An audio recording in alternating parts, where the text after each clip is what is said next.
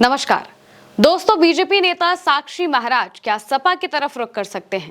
इस बात की अटकलें पहले भी कई बार लगाई जा चुकी हैं, लेकिन अब खुलकर साक्षी महाराज ने अपना दर्द जाहिर किया है।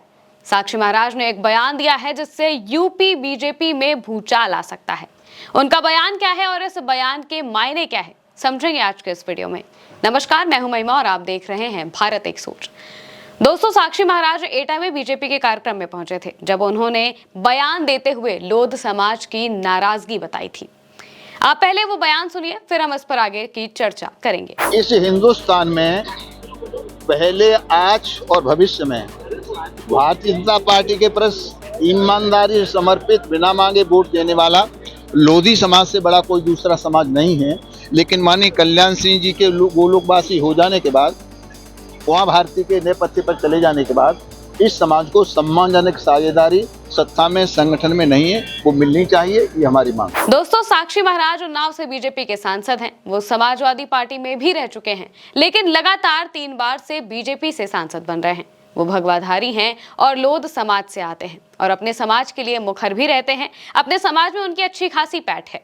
उनके इस बयान से साफ है कि साक्षी महाराज पार्टी से नाराज हैं और खुलेआम उन्होंने ये बात कही है कि पार्टी और संगठन में लोध समाज को जो उचित सम्मान मिलना चाहिए वो नहीं मिल रहा है। उनके समाज को अब पार्टी में पूछने वाला कोई नहीं है। दोस्तों, यूपी में सबसे ज्यादा जिस बिरादरी ने ओबीसी को बीजेपी से जोड़ने का काम किया है वो यही लोध समाज है। बीजेपी ने भी जब पहला अपना मुख्यमंत्री बनाया तो इसी समाज से कल्याण सिंह को बनाया था, लेकिन अब साक्षी महाराज का कहना है कि कल्याण सिंह के दुनिया से चले जाने और उमा भारती के राजनीति से संन्यास लेने के बाद उनके समाज को कोई पूछ नहीं रहा है। अब अखिलेश यादव का वो बयान याद कीजिए जब उन्होंने कहा था कि हम जब चाहें उन्हें समाजवादी पार्टी में ला सकते हैं। उन्हें से हमारा मतलब साक्षी महाराज से है। अगर आपने वो बयान नहीं सुना है तो वो भी हम आपको सुनाते हैं, सुनिए। हम लोग जिस दिन चाहेंगे उसी दिन साक्षी महाराज जी समाजवादी पार्टी में आ जाएंगे।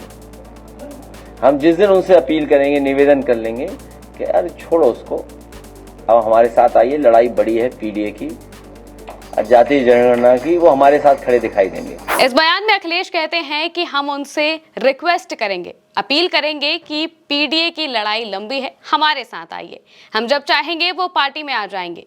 दोस्तों, यह बयान यूं ही दिए गए बयान नहीं है। पहले अखिलेश का बयान और अब साक्षी महाराज की इस नाराजगी से लगता है कि कुछ तो पक रहा है। अगर 2027 के चुनाव से पहले साक्षी महाराज अखिलेश के साथ दिखते हैं तो ये बीजेपी के लिए बड़ी मुसीबत खड़ी कर सकता है।